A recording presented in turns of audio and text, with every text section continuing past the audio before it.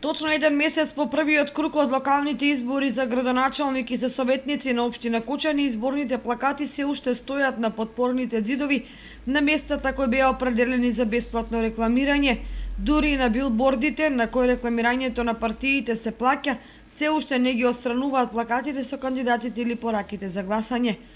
Денеска председателот на општинскиот комитет на ВМРО-ДПМН од Кочани Лазо Митев изјави дека активисти деновиве ги отстранувале предизборните плакати од ѕидовите. Како председател на општински комитет Кочани, Унијата на млади сили заедно со општинскиот комитет во законски рок кој што беше предвиден за истиот изврши отстранување на сите оние плакати кои што беа претходно предвидени на одредени места.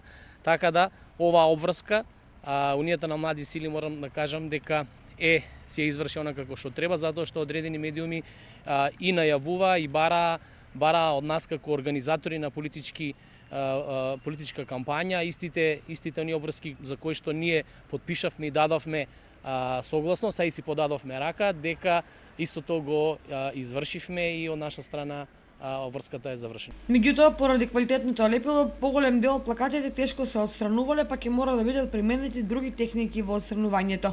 Инаку пред почетокот на изборната кампања, представниците на учесниците во изборната трка прифатија веднаш по завршувањето на изборниот циклус сите што имаат поставено плакати задолжително да ги отстранат за да се избегнат казни предвидени со законот.